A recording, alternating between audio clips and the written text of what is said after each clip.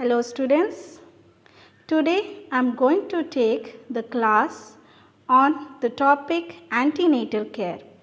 What is an antenatal period?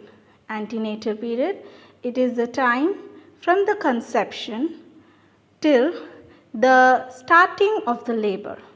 So here we are going to start with the topic antenatal care.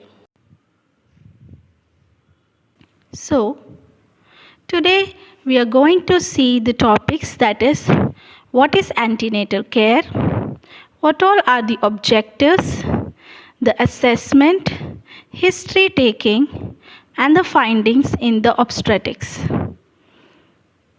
Firstly, we will see what is antenatal care. So it refers to the care given to an expected mother from the time of conception is confirmed until the beginning of labor. So labour start होने से पहले और conception से labour start होने तक का जो time है उस टाइम को हम एंटीनेटल पीरियड बोलते हैं और ड्यूरिंग दिस टाइम जो हम केयर प्रोवाइड करते हैं उसको हम एंटीनेटल केयर कहते हैं. इसके अंदर क्या क्या होता है?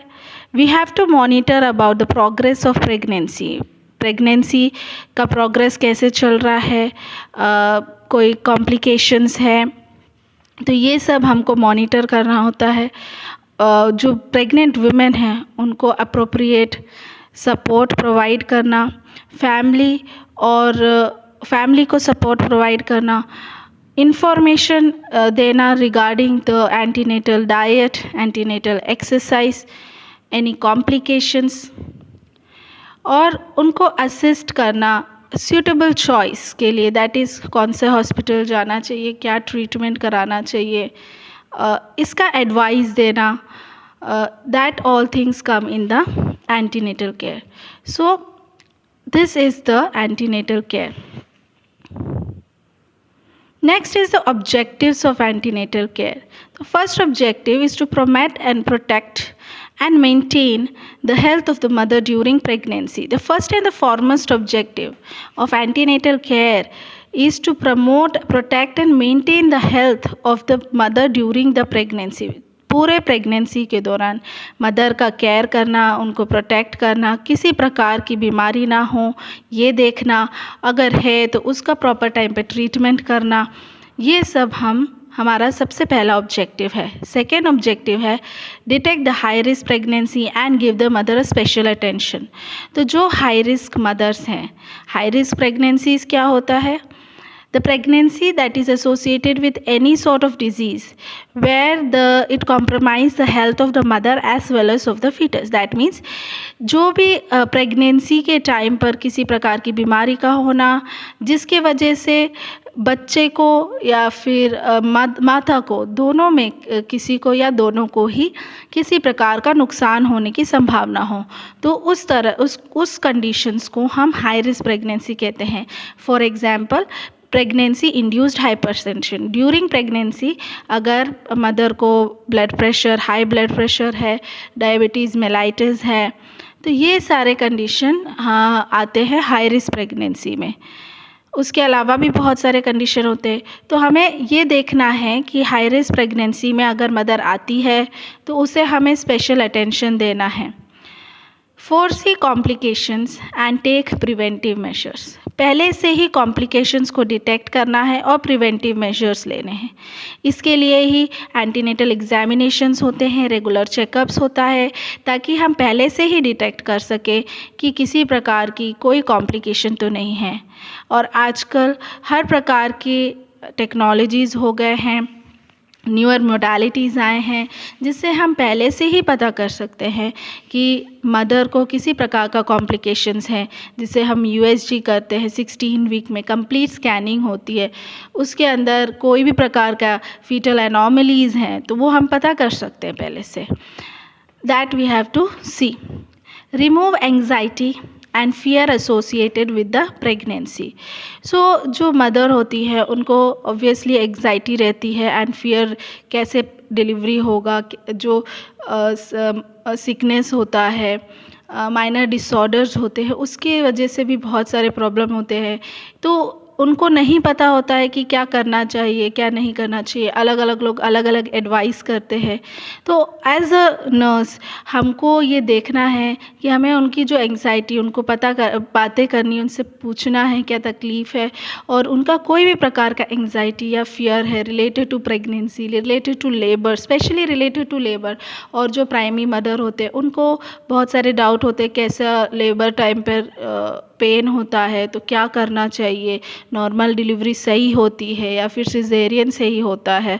तो ये सारे डाउट्स रहते ही हैं, इसलिए एज अ नर्स आपको मदर का एंग्जाइटी को देखना है और उसे रिमूव करना है, और फियर इससे associated with pregnancy also has to be removed. Reduce maternal and infant morbidity and mortality. So here we have to see the mortality and morbidity rate of the mother as well as of the infant has to be reduced. इसी के लिए government ने बहुत सारे initiatives लिए हैं। All the institutional delivery में बहुत ज़्यादा फोकस किया है। आशा वर्कर्स होते हैं, वो लोग घर घर जाके जो भी एंटीनेटल मदर्स होते हैं उनकी चेकअप करवाते हैं, साथ ही में डिलीवरी के टाइम भी रहते हैं, इससे उनको भी इंसेंटिव्स मिलता है। साथ में मदर को जो भी डिलीवरी कराते हैं और उनको भी इंसेंटिव्स मिलता है। तो ये सारी चीज़ें की गई हैं by the government so that we reduce the maternal and infant mortality as well as morbidity rate. Regular checkup होगा, अगर इंस्टीट्यूशनल डिलीवरी होगी तो ये सारी रेट में, जो डेथ रेट में और मॉर्बिडिटी में, दोनों में ही कमी आती है। Teach mothers element of nutrition, personal hygiene and newborn care. तो एंटीनेटल मदर्स को हर प्रकार की जानकारी देना है, जिसमें आता है nutrition, antenatal diet, postnatal diet, personal hygiene, exercises, newborn का केयर करना, कैसे हमें न्यूबॉर्न को ब्रेस्ट फीडिंग कराना होता है, बर्पिंग क्या होता है, लैचिंग क्या होता है। तो ये सारे बहुत सारी चीज़ें हैं जिसका हेल्थ एजुकेशन हमें देना होता है to the mothers. So this is the another objective. Next is sensitize the mother to the need of family planning.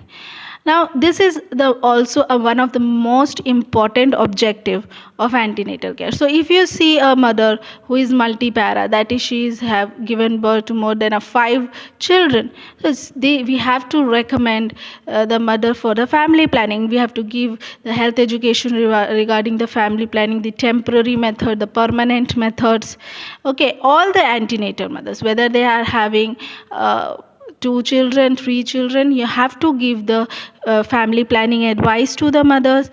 Temporary methods क्या होते हैं, गैपिंग कैसे करना होता है, कितने साल की गैपिंग होनी चाहिए हर प्रेगनेंसी के बाद में। तो ये सारे बहुत सेंसिटिव इशू है और इसमें फोकस करना बहुत ज़रूरी होता है। जो भी एंटीनेटल मदर है उनको ये बताना, ये भी बहुत इम्पॉर्टेंट ऑब्जेक्टिव है एंटीनेटल केयर का। सो ये थे हमारे objectives of antenatal care. Next हम देखेंगे असेसमेंट। तो असेसमेंट में फिज़िकल एग्जामिनेशन भी आता है और हिस्ट्री टेकिंग भी आती है। तो हम पहले हिस्ट्री टेकिंग देखेंगे। हिस्ट्री टेकिंग क्या होता है एंटीनेटल मदर का, दैट इज़ इसके अंदर क्या क्या चीज़ें इंक्लूडेड है हेल्थ हिस्ट्री में।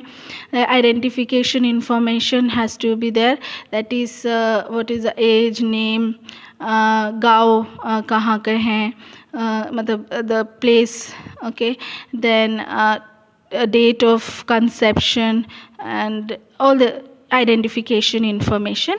Then the chief complaints, that is if the mother has been admitted in the hospital, so what is the chief complaints, with what complaints she have came.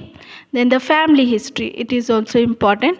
So here the family history, we have to see that whether there is any history of diabetes, hypertension or thyroidism, because all these are the family, and that mental retardation, any congenital anomalies in the family history. So it is very important to have the history of the family, because these are the hereditary diseases that can continue. So we have to foresee this. Then menstrual history. Menstrual history, it includes menarche, that is the first time when the period started, that is menarche, the frequency, duration and the amount. So how frequently the 28 days cycle is, menstrual cycle जो होता है 28 days का होता है, तो उनका normal cycle कितना है और रेगुलरली होता है, ड्यूरेशन कितने ड्यूरेशन के लिए रहता है, 5 days 4 days, और अमाउंट क्या है, कितना हैवी आता है, माइल्ड आता है, मॉडरेट आता है. Then dysfunctional DUB, dysfunctional uterine bleeding if any is there.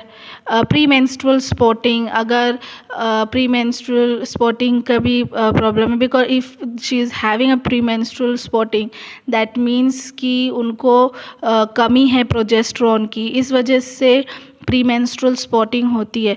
तो अगर ये कंप्लेन है क्या, तो that all history have to take. Then the obstetrical history. अभी ऑब्स्टेटिकल हिस्ट्री में आता है LMP. LMP होता है लास्ट मेंस्ट्रुअल पीरियड. तो लास्ट डेट जो मेंस्ट्रुअल पीरियड का फर्स्ट डेट होता है उसे हम LMP कहते हैं. तो कब लास्ट पीरियड आया था. फिर EDD. EDD is the expected due date. तो एक्सपेक्टेड ड्यू डेट हम नेग्लिस फार्मूला से हम कैलकुलेट करते हैं. तो that is expected due date. That means कि कब डिलीवरी का डेट क्या है उसे हम एक्सपेक्टेड ड्यू डेट कहते हैं, और नेग्लिस फार्मूला होता है जिससे हम EDD फाइंड आउट करते हैं. नेक्स्ट कुछ टर्म्स जो हमें पता होना चाहिए और जो हमें पूछने हैं, that is first one is gravida. Gravida it refers to the number of time the women has been pregnant. तो women कितने बार प्रेग्नेंट हुई है उसे हम ग्रेविडा कहते हैं. इसके अंदर आएगा primi gravida, second gravida, multi gravida, nulli gravida. So that is the number of time the women has been pregnant. ठीक है, उसको हम प्राइमी, सेकेंड और मल्टी ग्रेविडा या नली ग्रेविडा. नली मतलब एक भी बार प्रेग्नेंट नहीं, मल्टी मतलब she have been pregnant for more than 5. Second gravida मतलब दूसरा कंसेप्शन है. प्राइमी ग्रेविडा मतलब सबसे पहला कंसेप्शन है. पैरा का मतलब होता है the number of pregnancies that terminated to birth. तो अभी यहाँ पर ग्रेविडा और पैरा में क्या डिफरेंस. ग्रेविडा मतलब जो कंसेप्शन है, चाहे वो फीटस डेथ हो गया हो या अबॉर्शन में हो गया, लेकिन जो भी है अगर वो कंसीव हुआ है तो ग्रेविडा में आएगा. पैरा में क्या होता है, अगर जो भी प्रेगनेंसी जिसमें लाइव बर्थ हुआ है उसी को हम पैरा में कंसीडर करेंगे, या फिर जिसका 28 वीक्स पार हो गया है उसी को हम पैरा में कंसीडर करेंगे. ठीक है, अगर 28 वीक से पहले सपोज अबॉर्शन हो गया है तो उसको हम पैरा में कंसीडर नहीं करेंगे, उसको अबॉर्शन में लेंगे. ठीक है, सो यहाँ पे it is a number of pregnancies carried to the point of fetus to the fetus reaching to the point of viability. Point of viability क्या होता है, it is the time after which the fetus can be viable. that means 28 weeks के बाद जो fetus होता है उसे हम viable बोल सकते हैं. उससे पहले अगर डिलीवरी होती है तो fetus viable नहीं होता है, it will be considered in the abortion because fetal death will be there. After 28 weeks जो है वो अगर प्रीमेच्योर डिलीवरी होती है, प्रीटर्म भी होता है, तो भी there is a chance of viability, हम उसको सर्वाइव करवा सकते हैं. लेकिन before that there is no chance. So that is point of viability उस 28 वीक्स, ये याद रखिएगा. इसके अंदर आता है primi para, multi para, grand multi para and nulli para. तो प्राइमी पैरा क्या होता है, more that is the first time she have delivered a fetus, live fetus. then multipara matlab more than 3 times she have delivered a live fetus, and grand multi more than 5 times she have given birth to a live birth, and nullipara matlab she have never given birth to a live baby. okay, so here हमें obstetrical history में हमें GPLA देखना है. That is gravida मैंने बता दिया क्या होता है. Para, P for para and then A for abortion and L for live birth. तो ये हमको लिखना होता है। तो GPLA हमें लिखना होता है। Then RH and ABO types क्या, द ब्लड टाइप्स क्या है उनके, कौन सा ब्लड ग्रुप है, नेगेटिव ब्लड ग्रुप है तो वो हाई रिस्क कंडीशन में आएंगी।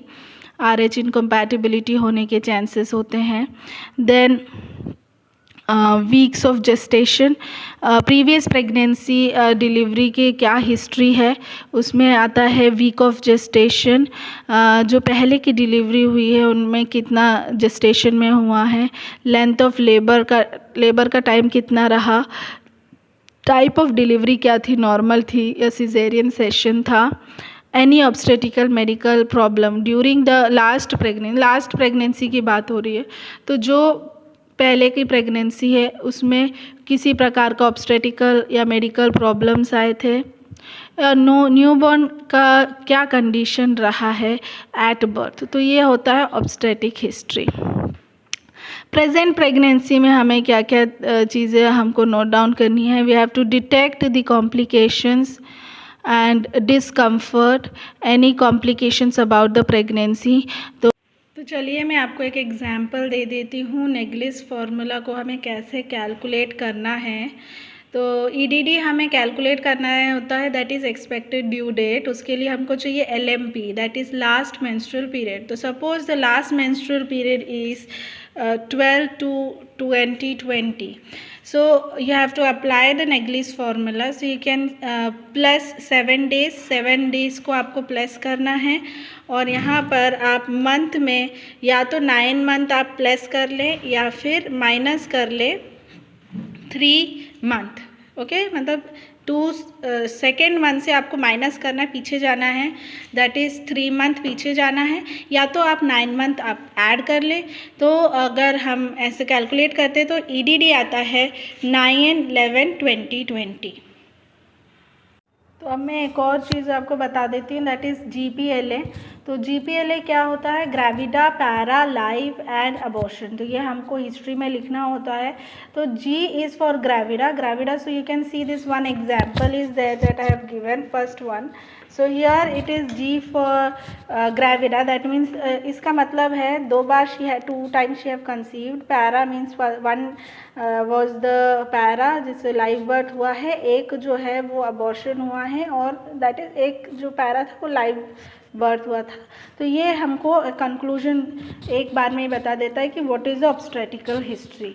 तो एक और एग्जाम्पल यहाँ पर है जिसमें gravida is 1 para 0 L0 A0, that means जो पहला जो कंसेप्शन हुआ है वो अबॉर्ट हो गया है, ये इससे पता चलता है। तो आइए अब आगे बढ़ते हैं। अब हम देखेंगे फाइंडिंग्स इन ऑब्स्टेटिक्स। सो फाइंडिंग्स इन ऑब्स्टेटिक्स, क्या क्या फाइंडिंग्स होता है ऑब्स्टेटिक्स में, इसे हमें देखना है। That is first one is gestational age. Gestational age is कितना एज हो गया है during the pregnancy, that is कितने वीक्स का हो गया या कितने महीने का हो गया, इसको हम जेस्टेशनल एज बोलेंगे from the time of conception till date. तो अभी की डेट तक में, कंसेप्शन से अभी तक के डेट में क्या वीक ऑफ जेस्टेशन है या क्या महीने हैं जेस्टेशंस के, तो उसको जेस्टेशनल एज कहते हैं। फिर जो दूसरी चीज़ हमें पता होनी चाहिए जो हम फाइंड करते हैं ऑब्स्टेटिक्स में, वो है lie. So lie means it is a relationship of long axis of the foetus to the long axis of the uterus. तो यहाँ पर आप एक इमेज देख रहे हैं। सो यहाँ पर इमेज आपको दिख रहा है जिसमें ये जो स्ट्रेट लाइन है इसको हम बोलते हैं longitudinal. Okay, longitudinal, that is जो स्ट्रेट लाइन है इसे हम लॉन्जिट्यूडनल बोलते हैं। It is the relationship, lie क्या होता है, relationship of the long axis of the fetus, मतलब उसके क्राउन से लेके हेड तक का जो लॉन्ग एक्सिस है और जो यूट्रस है उसका लॉन्ग एक्सिस है, उसका में क्या रिलेशनशिप है। अगर वो ऐसे लेटा हुआ है तो हम उसको लॉन्जिट्यूडनल लाई बोलेंगे, अगर वो इस प्रकार लेटा है तो उसको हम ट्रांसवर्स लाई बोलेंगे, अगर वो ऑब्लिकली लेटा है तो उसको हम ऑब्लिक लाई बोलेंगे। तो किस प्रकार से जो फीटस है यूट्रस में लेटा हुआ है उसको हम लाई बोलते हैं। तो ये आप देख सकते हैं लॉन्जिट्यूडनल लाई और ये है transverse lie. Okay, longitudinal, see the long axis, then this is transverse, you can see here the transverse lie, and this one is the oblique lie. तो oblique में है. ठीक है.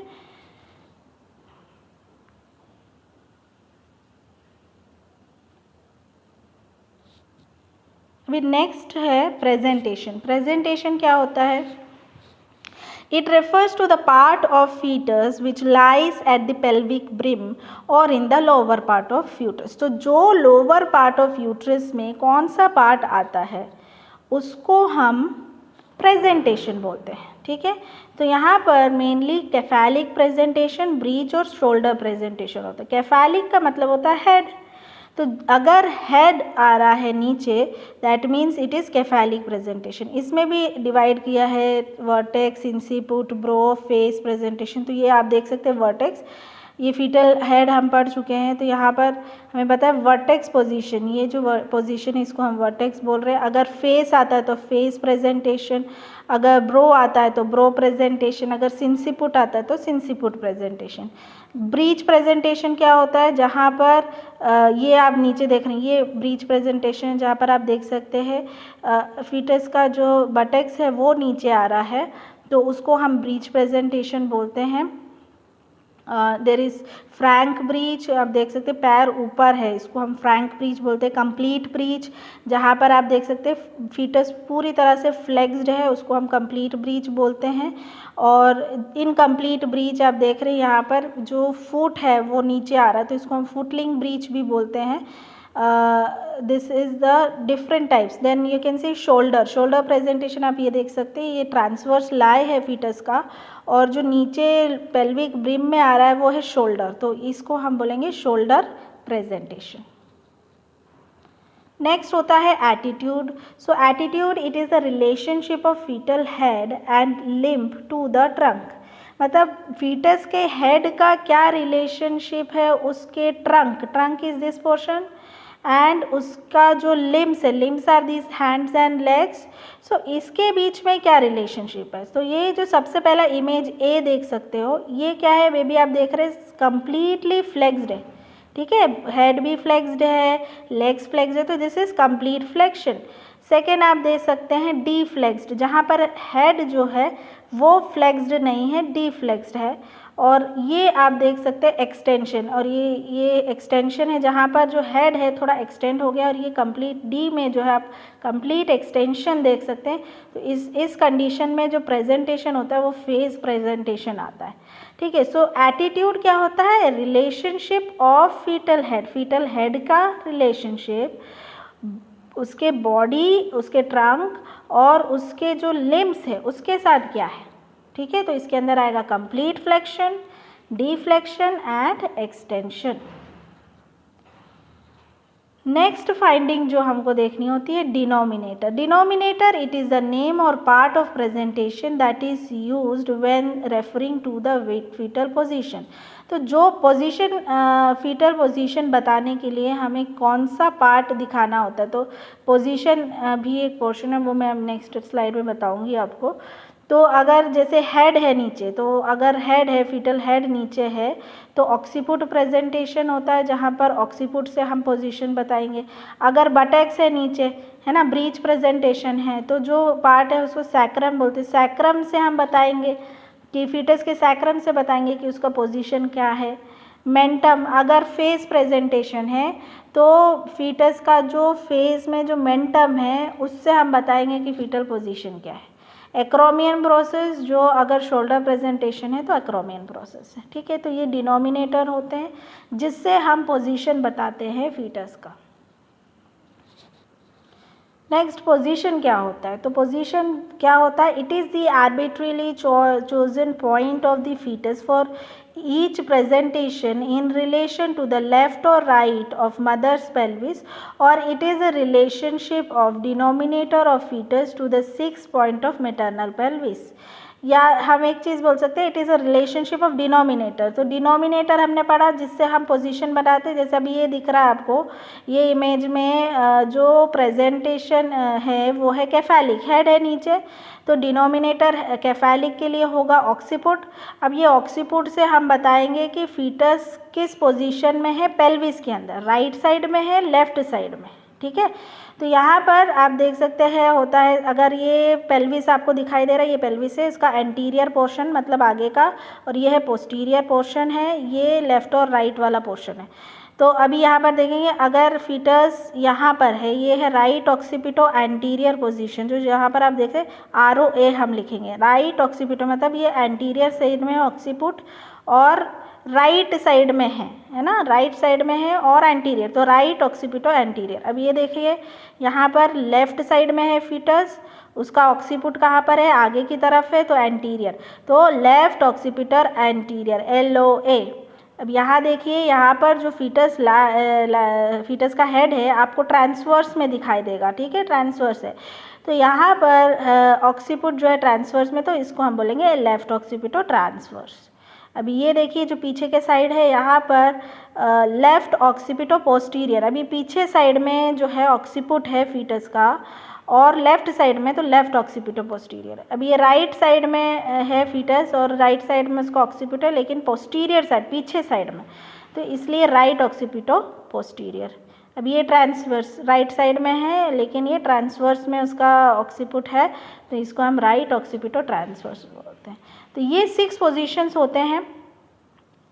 So definition of position is, it is the relationship of denominator of the fetus to the 6 points of maternal pelvis. Next है engagement. Engagement क्या होता है, it is said to occur when the widest presenting transverse diameter of fetal part has been passed through the brim of the pelvis। तो हम fetal head पढ़ चुके हैं, fetal head में ट्रांसवर्स में सबसे बड़ा ट्रांसवर्स डायमीटर जो है बायपैराइटल डायमीटर होता है। तो अगर बायपैराइटल डायमीटर पेल्विक ब्रिम को क्रॉस, पेल्विक ब्रिम जो है हम पेल्विस भी पढ़ चुके, तो पेल्विक ब्रिम को अगर क्रॉस कर दे और उसके नीचे आ जाए तो उसको हम एंगेजमेंट, तो फीटस एंगेजमेंट कब हुआ है, मतलब हेड जो है नीचे की तरफ आ गया है और ब्रिम के नीचे जो बायपैराइटल डायमीटर आ गया है। सो इतना ही आज हम लोग देखेंगे, फिर मैं एंटीनेटल एग्जामिनेशन आपको दिखाऊंगी। एंटीनेटल एग्जामिनेशन हम नेक्स्ट क्लास में देखते हैं। Till then, thank you, bye.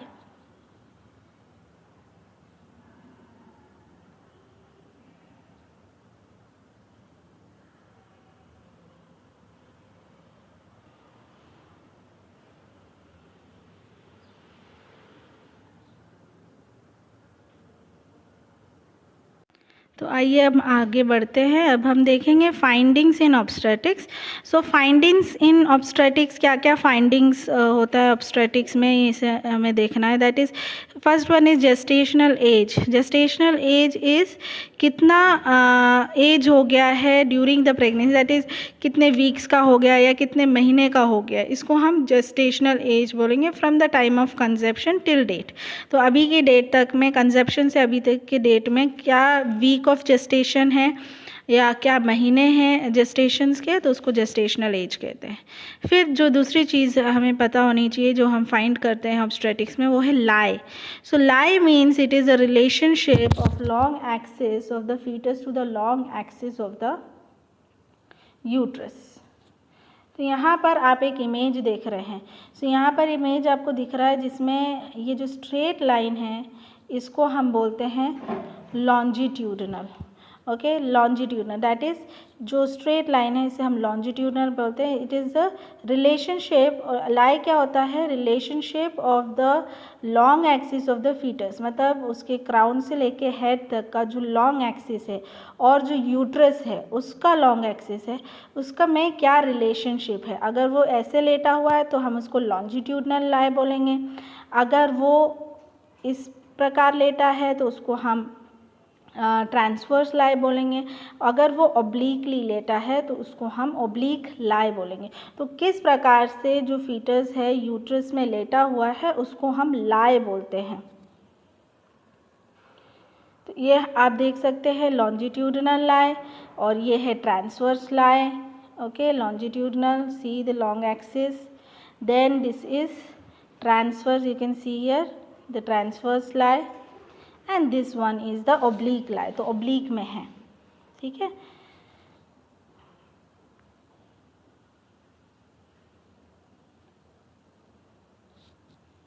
अभी नेक्स्ट है प्रेजेंटेशन। प्रेजेंटेशन क्या होता है?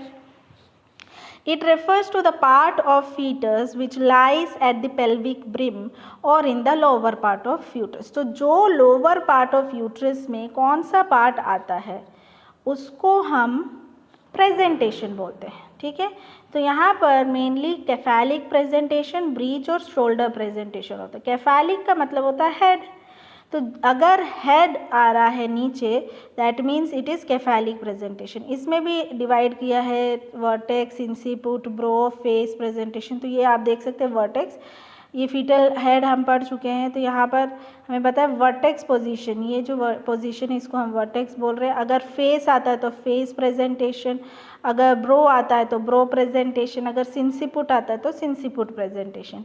ब्रीच प्रेजेंटेशन क्या होता है? जहाँ पर ये आप नीचे देख रहे हैं ये ब्रीच प्रेजेंटेशन है, जहाँ पर आप देख सकते हैं फीटस का जो बटेक्स है वो नीचे आ रहा है, तो उसको हम ब्रीच प्रेजेंटेशन बोलते हैं। देर इज़ फ्रैंक ब्रीच, आप देख सकते हैं पैर ऊपर है, इसको हम फ्रैंक ब्रीच बोलते हैं। कंप्लीट ब्रीच, जहाँ पर आप देख सकते हैं फीटस पूरी तरह से फ्लेक्स्ड है, उसको हम कंप्लीट ब्रीच बोलते हैं। और इनकम्प्लीट ब्रीच आप देख रहे हैं यहाँ पर जो फुट है वो नीचे आ रहा है, तो इसको हम फुटलिंग ब्रीच भी बोलते हैं।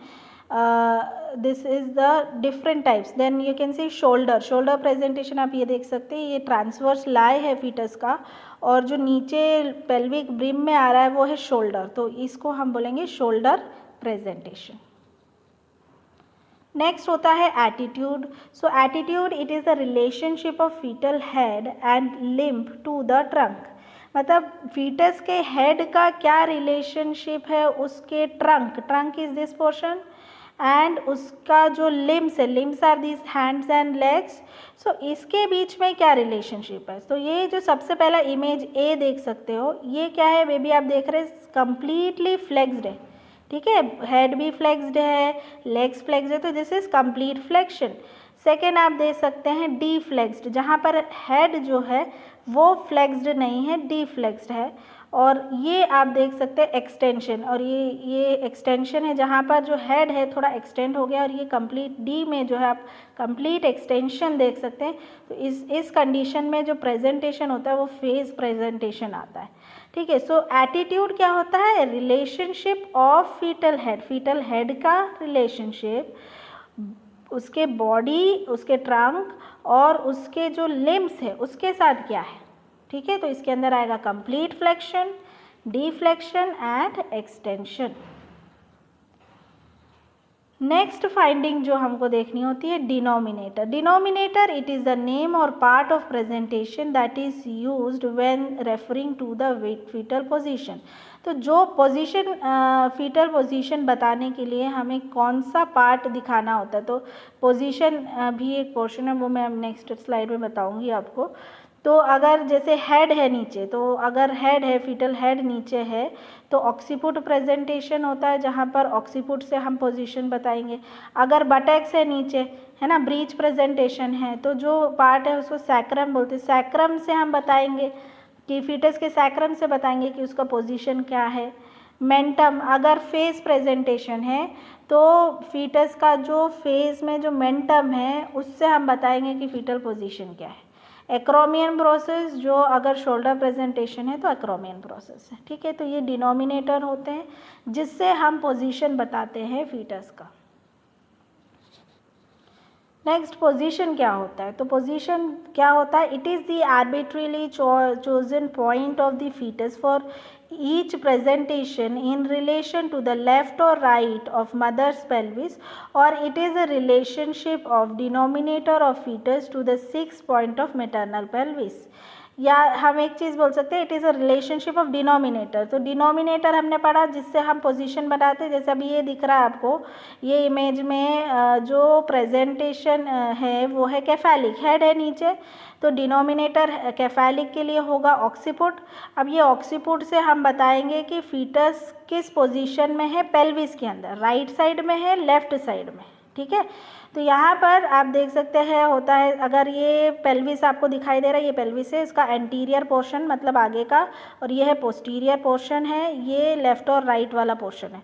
तो अभी यहाँ पर देखेंगे, अगर फीटस यहाँ पर है, ये है राइट ऑक्सीपिटो एंटीरियर पोजीशन, जो यहाँ पर आप देखें ROA हम लिखेंगे, राइट ऑक्सीपिटो मतलब ये एंटीरियर साइड में ऑक्सीपुट और राइट साइड में है ना, राइट साइड में है और एंटीरियर, तो राइट ऑक्सीपिटो एंटीरियर। अब ये देखिए यहाँ पर लेफ्ट साइड में है फीटस, उसका ऑक्सीपुट कहाँ पर है, आगे की तरफ है, तो एंटीरियर, तो लेफ्ट ऑक्सीपिटर एंटीरियर LOA।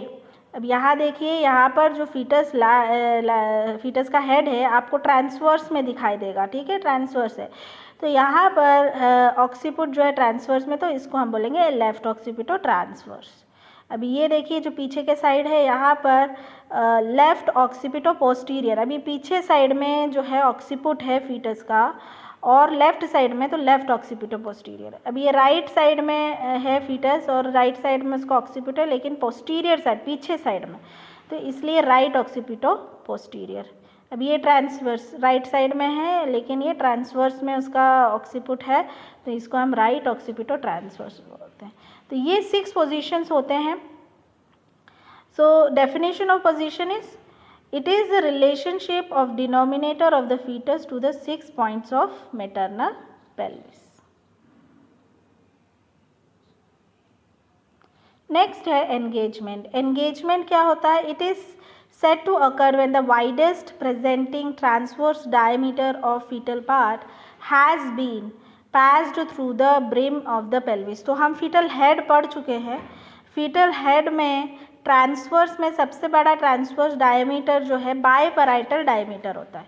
तो अगर बायपैराइटल डायमीटर पेल्विक ब्रिम को क्रॉस, पेल्विक ब्रिम जो है हम पेल्विस भी पढ़ चुके, तो पेल्विक ब्रिम को अगर क्रॉस कर दे और उसके नीचे आ जाए तो उसको हम एंगेजमेंट, तो फीटस एंगेजमेंट कब हुआ है, मतलब हेड जो है नीचे की तरफ आ गया है और ब्रिम के नीचे जो बायपैराइटल डायमीटर आ गया है। सो इतना ही आज हम लोग देखेंगे, फिर मैं एंटीनेटल एग्जामिनेशन आपको दिखाऊंगी। एंटीनेटल एग्जामिनेशन हम नेक्स्ट क्लास में देखते हैं। Till then, thank you.